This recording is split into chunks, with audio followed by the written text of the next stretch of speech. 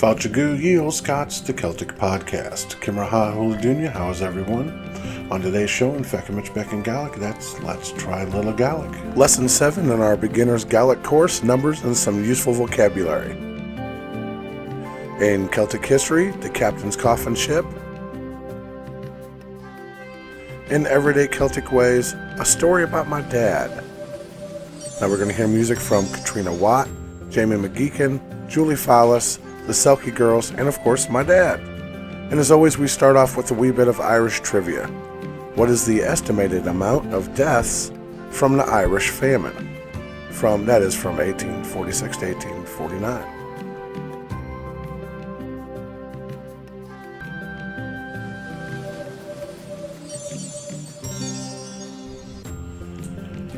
Check out the Olde Scot Facebook group where you can be a part of the Celtic culture, and keep an eye out for all the different videos our YouTube channel and Facebook group have to offer. Feuchamaich, let's kick this thing off.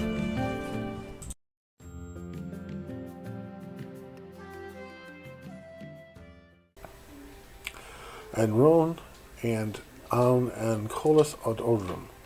These two traditional songs are put together by Julie Fowlis. The beauty of these songs and how they speak of the landscape and the wildlife and the life itself in the islands makes them a perfect match.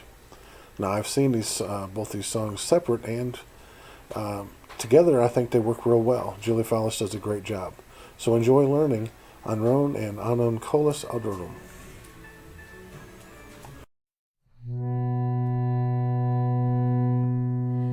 Missionary for him, full and reading am och det, get a he shoe min am ron, ha mi moral nam hith fein. Cheat for him mogach I gunch, in a schuch as ochen an ron, catchly mi ed liach gan sal, mi hins ma van chulan og.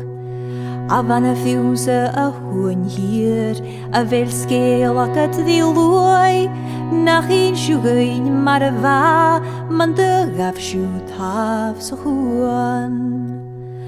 Chain ag gysan a chwydorn, re ar bew fi lelwch fwa, sgyd a hasin snafn yn cwl, sy'n nader dynt ag ein dŵl.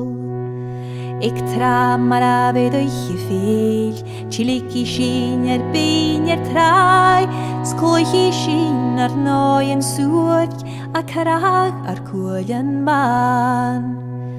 Ach yn och cam in am ron, yn lich yn cors o hwn, shem o nader fi torst gwyl, stoch o lawn dyn y hwg mil.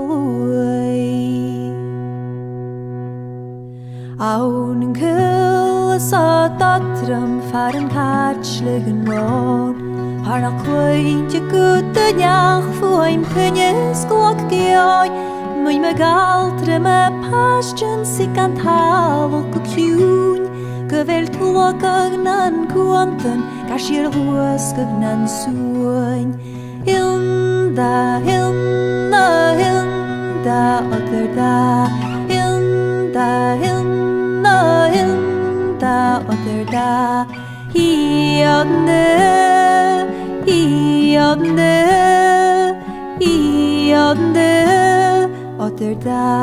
other da. Mwy my galtre my passion sy gan talwg o hwn, gyfer tlwg agnan cwantyn, gas i'r lwysg agnan sŵn, an ron rig alag ysgal, niaw o gwlag ydi hyf, a feidyn faras I broder, awns nwag nes yr olwg.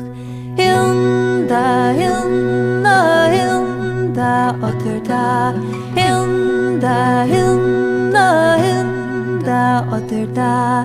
Hi odne,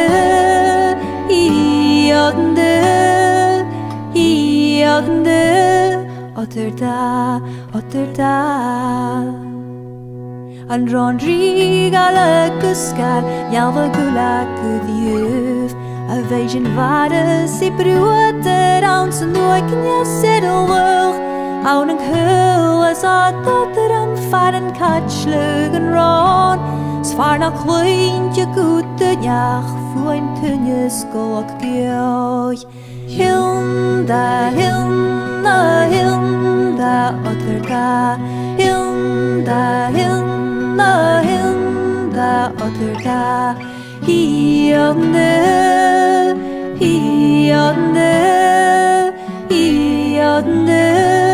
otter da, otter da.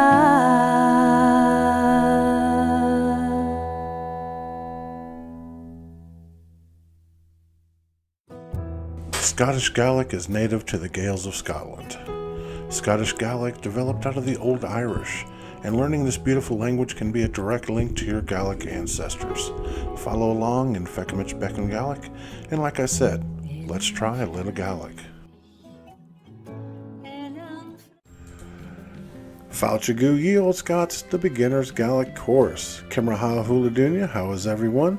Looky there, you already know how to say welcome to and how is everyone. Alright, in the next 25 lessons of Feuchamaich Beagan Gaidhlig, that's Let's Try a Little Gaelic, with a little work you can gain a rudimentary understanding of the Scottish Gaelic language. Now, these lessons were taken from my weekly podcast beginning back on May 15th of 2020. So if you like, you can listen to them there as well.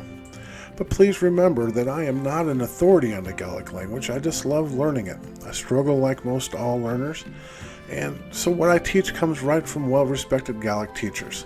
I hope you find it interesting, informative, and fun, and as always, I display on the screen what I'm discussing so you can follow along.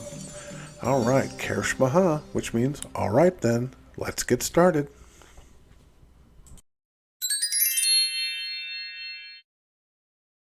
Is lesson 7 in our 25-week course, and they are numbers and some useful vocabulary. Now, there's not going to be a test at the end of this today. Like I usually give you like 6 sentences to figure out.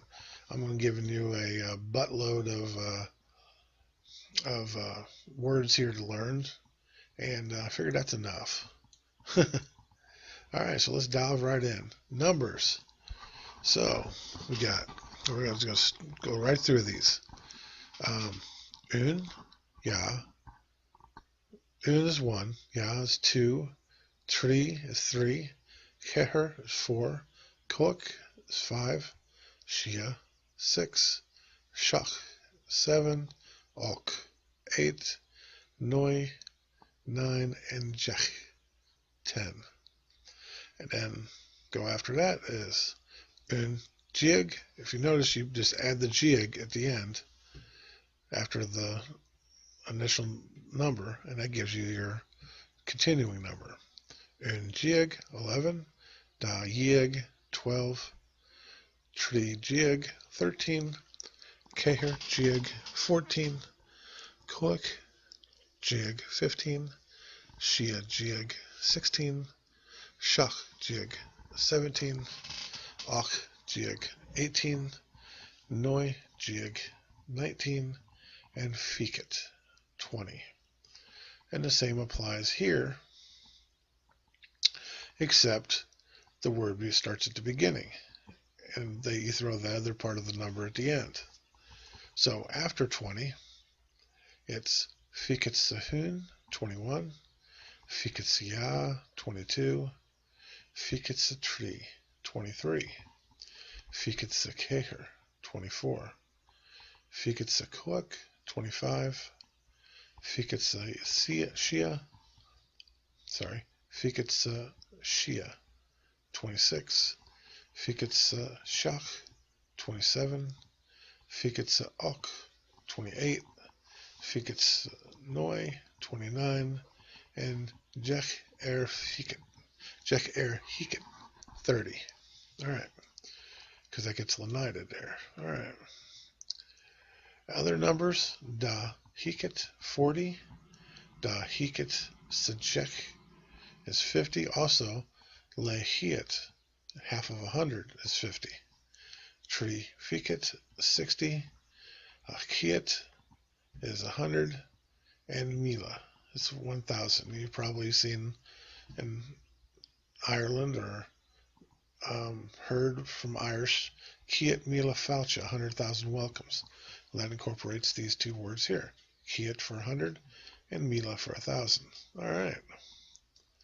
Let's move on to some words. Nouns. Q. What I'm going to do is I'm going to read the noun, then I'm going to give it to you as with a definite article. So, Q, and then it's NQ, the dog. Cat equals cat, then it's NCat, the cat. Tie, NTie, the house. Car, NCar, the car. Bornock, woman. Bornock, the woman. Dunya, man or husband. And Dunya, the man, the husband. Gila, boy. And Gila, the boy. Nian, girl or daughter. Nian, the girl or the daughter. Mook is pig. Vuk, the pig. Board, table. Board, the table. Boxa, box. Boxa, the box. Yisk, fish. And chisk, the fish. Kriev, tree. Kriev, the tree. Klarsik, harp. Klarsik, the harp. Brog, shoe. Vrog, the shoe. Rahat, the road. Rot, the road. Oren, song. Choran, or Choran, yeah, the song. Uul, apple. And Tool, the apple. Chora, sheep. Chora, the sheep. Poke, kiss. Folk, the kiss. Skin, knife. Skin, the knife. All right.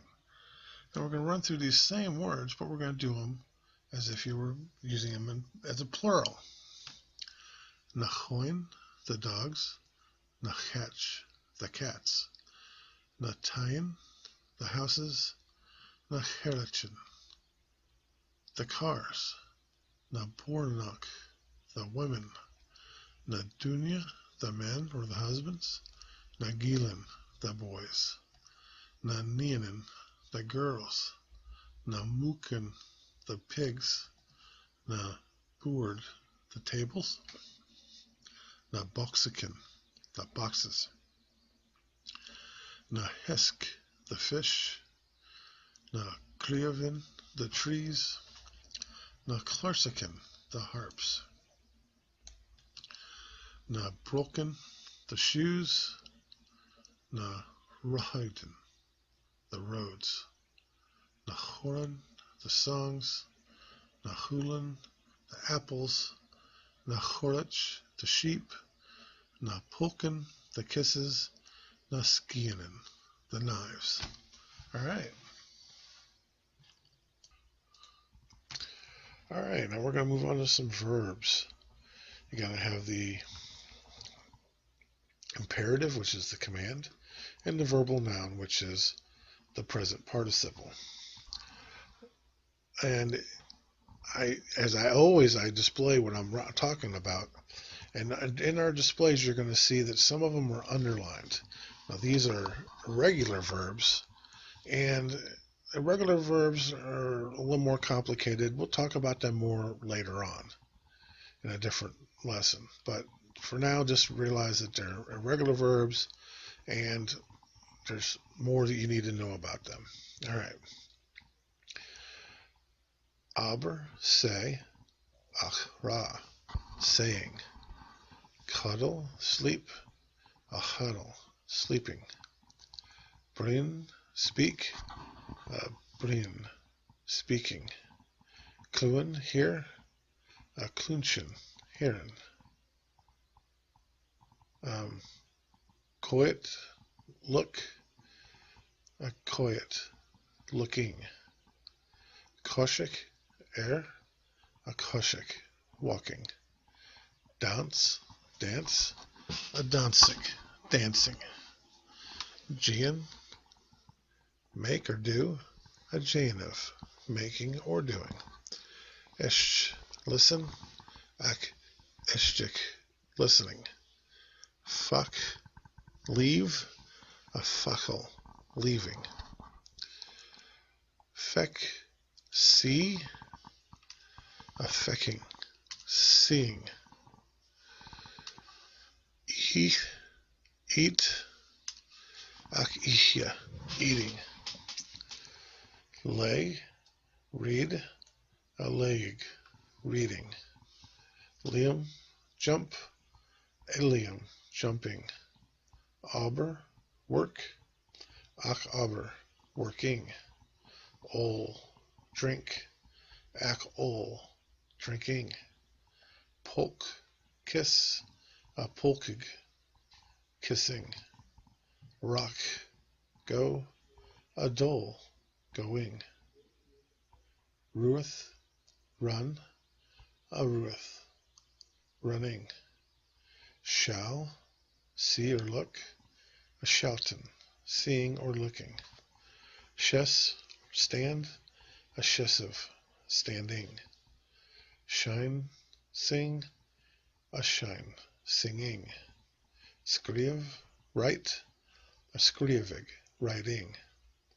Stat, stop, a stat, stopping. Streep, climb, a streep, climbing. Sui, sit, a sui, sitting. Halav, leave, a falav, leaving. Hick, come, a chian, coming. And kur, put, a hur, putting. All right. Remember that those were underlined are regular verbs, so we're not going to worry about that. They'll be discussed more in advanced learning, and just know that they're kind of oddball verbs. So.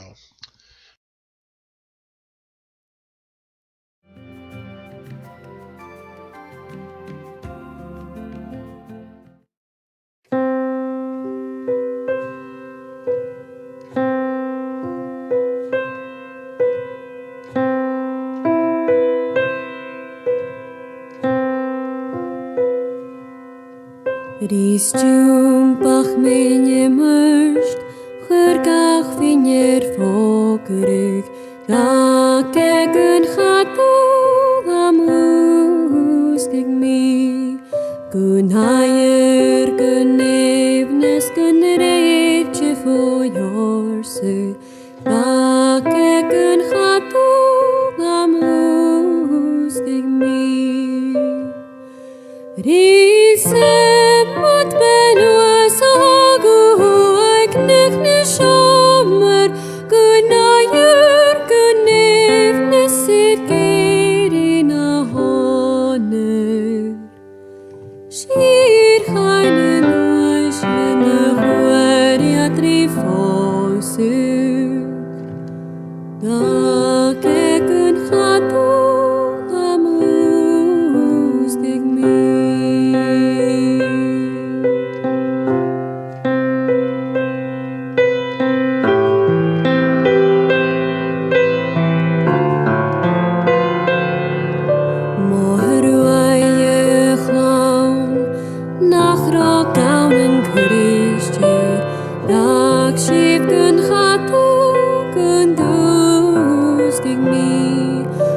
Krus gegen Launen, Launen Bühnen, Tag schief gün chatu amus gegen mi.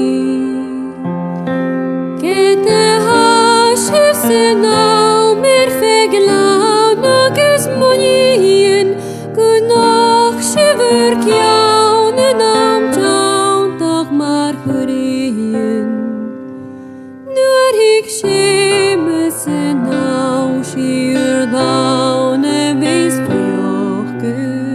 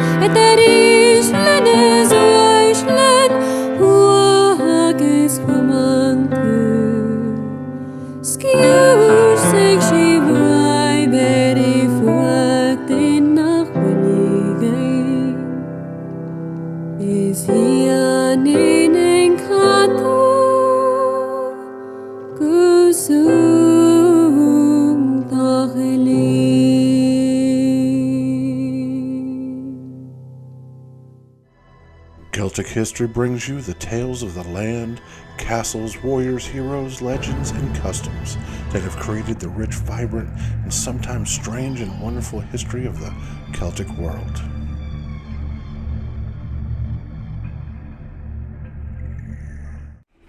Sometimes the darkest, most evil being that could possibly wreak havoc or commits unspeakable, horrific deeds on the innocent is human. There's nothing supernatural about this person. They're just evil. During the famine period in Ireland, an estimated 500,000 Irish were evicted from their cottages. Unscrupulous landlords used two methods to remove their penniless tenants. The first involved applying a legal judgment against the male head of the family, so the man would be thrown in debtor's jail, and his wife and children dumped out on the streets. A notice to appear was usually all that they needed to cause the pauper families to flee from these notices that were handed out, and they were handed out in the thousands. The second method for the landlord to simply pay and send the pauper families overseas to British North America. Now, landlords would first make phony claims, phony promises of money, food, and clothing, then pack the half-naked people in overcrowded British sailing ships, which were poorly built and often unseaworthy, that became known as coffin ships. The first coffin ships headed for Quebec, Canada.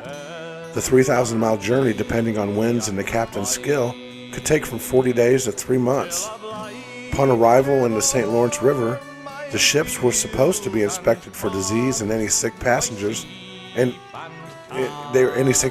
removed to quarantine facilities on Grosse Island, a small island 30 miles downstream from Quebec City. But in the spring of 1847, shipload after shipload of feverish Irish arrived, quickly overwhelming the small medical inspection facility, which really only had 150 beds. By June, 40 vessels containing 14,000 Irish immigrants waited in a line extending 2 miles down the St. Lawrence. It took 5 days to 2 weeks to see a doctor, many of whom were becoming ill from contact with the typhus-infected passengers. Now, by the summer, the line of ships was still several miles long. A 15-day general quarantine was then imposed for all of the waiting ships. Many healthy Irish thus succumbed to typhus, as they were forced to remain in their lice-infested holds.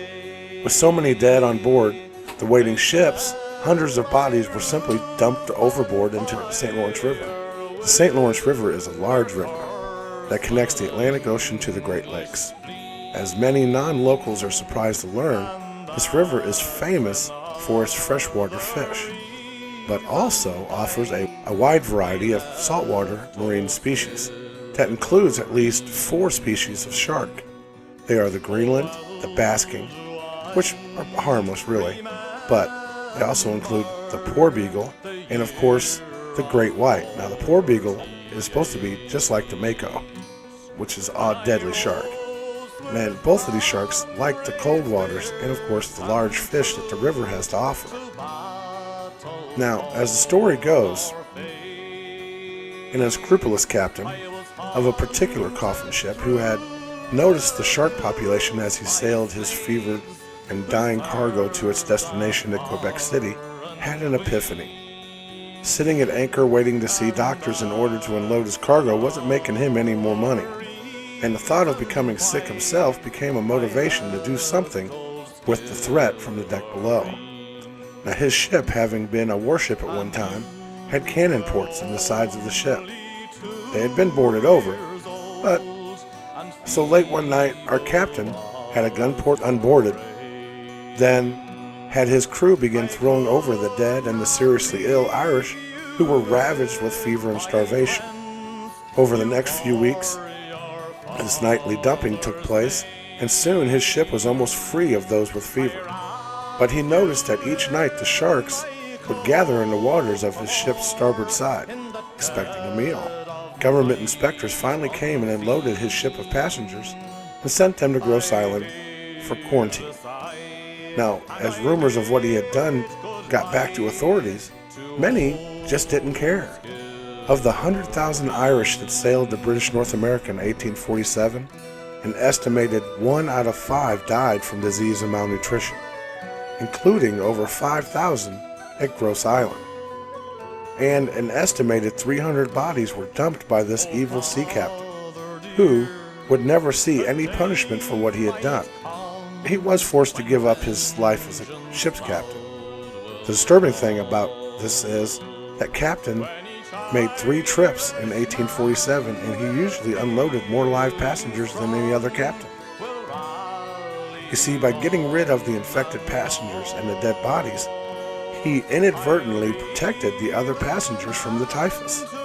It wasn't until he was asked about how he was able to do this, this great feat, how he was able to deliver so many live people when everybody else was delivering basically dead bodies.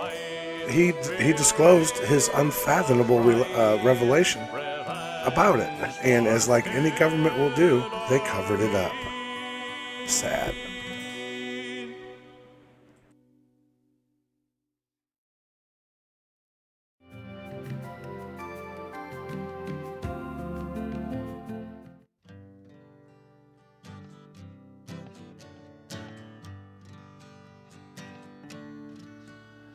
Is there for all his poverty that hangs his head, and oh, that the coward slave we pass him by, we dare be paid for all that, for all that, and oh, that our toils obscure, and oh, that the rank is but the guinea's stamp, the man's a gowd for all that.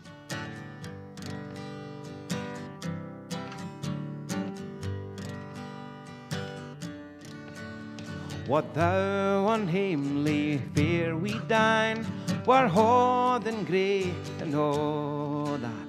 You fools are silks and knaves are wine, a man's a man for all that.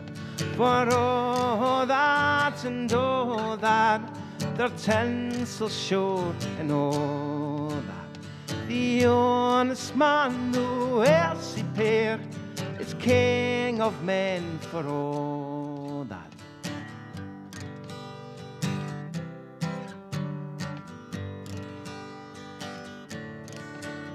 You see yon Berkey, ca the Lord, was struts and stairs and all that. Though hundreds worship at his might, he's but a coof for all that. For all that and all that, his ribbon star and all that. The man who independent mind, he looks and laughs at all that.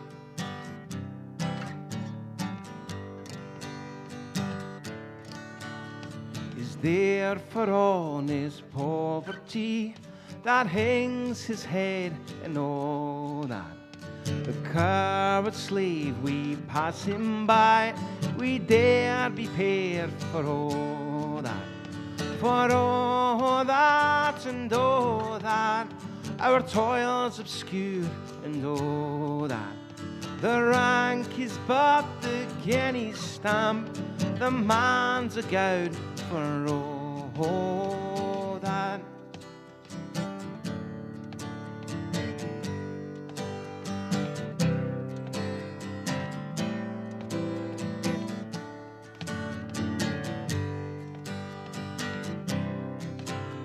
For all that and all that, it's common yet for all that. That man to man the world shall brothers be for all that. Everyday Celtic Ways brings you the mythology, traditions, and customs that have created a unique and personal culture that still affects those that are Celtic and those that just love the Celtic world.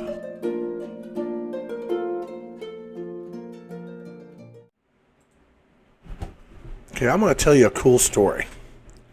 And I'm going to try to keep from crying during this. It's kind of emotional. My father, Milburn Henry McDonald, but everybody called him Mel, was a country western singer in the 1940s and 50s. He toured the honky-tonk circuit in southern Illinois, Missouri, and Kentucky. He even had a radio show with his band on WHCO 1230 AM in Sparta, Illinois. Now, my father was a musician until the day he died.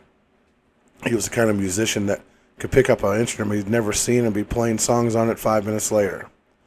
Now, I heard his music, and I have seen his record that he made back in the day, but it has been a long time since I heard his music. You see, my father died when I was only 9 years old. And of those 9 years, my father struggled with his health from time to time. You see, my father had muscular dystrophy. He's the one in the wheelchair in the pictures. And, well, one day I got a wild hair up my ass. You know, decided to do some research to see if there was any piece of my father floating around the world. So I Googled, I used a bunch of different resources I have, and I never dreamed I would actually find his record or befriend a person who would make digital copies of my father's music, but I did. Now this ties into what I do here in that I didn't find that link to my father here in the States. I found it in a Scotsman, Mr. Turner, who lives in Middlesex, England, and is sort of a music historian or collector. He was so nice to me and went way beyond the duties of a seller of goods. He wanted to hear the stories, my dad's stories, the stories I was told and cherished from those 9 years our Lord gave me with him. Now, my father's music had made it halfway around the world, and now it has come full circle and returned to my loving arms, where it will be passed on to generations because of the kindness of a Scotsman from Middlesex, England. Now, keep in mind, this song was made in the 1940s.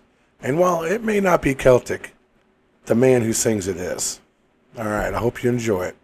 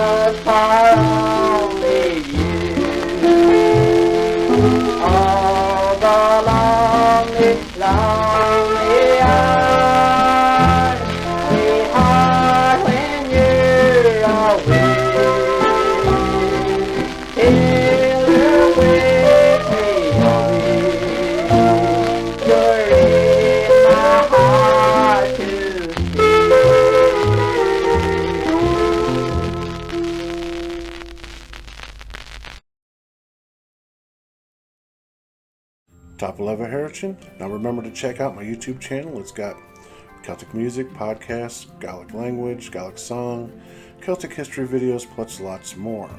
And my Facebook group where you can give me your inputs and insights on all things Celtic. But before I let you go, the trivia question answer. Martian leaving Dresden. Bye for now. But I'm going to let you go with a song. Goodbye, Bobby.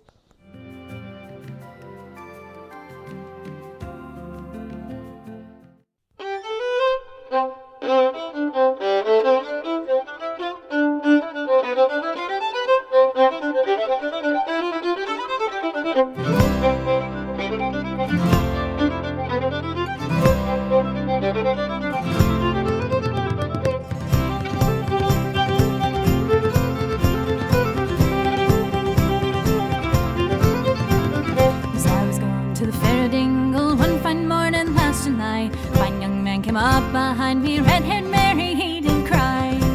Will you come with me, my red-haired Mary, the donkey he can carry too. Looked at him, me eyes didn't twinkle, me cheeks they were a rosy hue. Thank you kindly, sir, I answered, then I tossed me light red hair. Says I, will you hold the donkey and I'll ride with you to the Dingle Fair.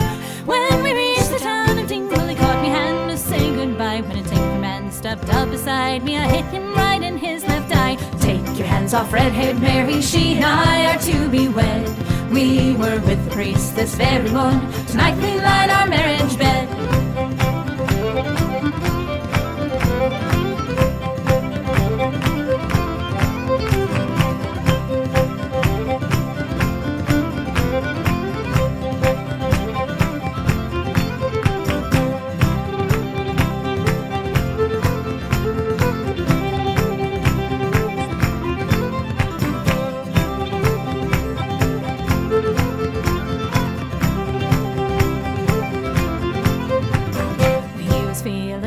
Peevish, his pride was sad and sore. Kicked the tinker with his hobnails, knocked him through Tom Murphy's door.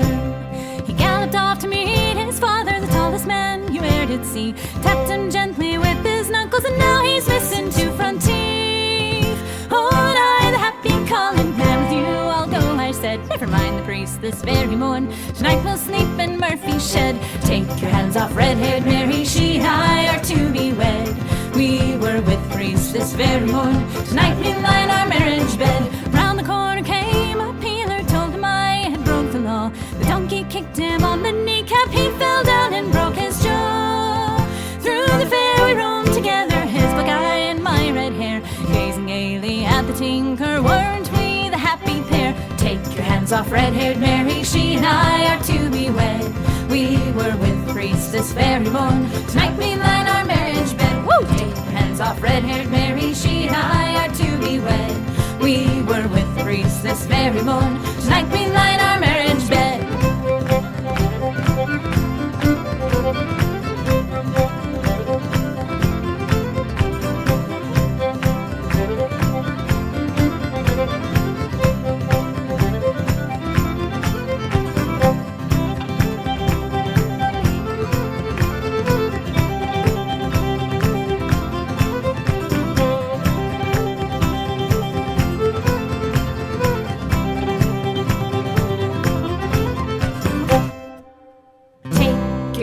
Off. Take your hands off. Take your hands off. Take your hands off. Take your hands off. Take your hands off. Take your hands off. Take your hands off.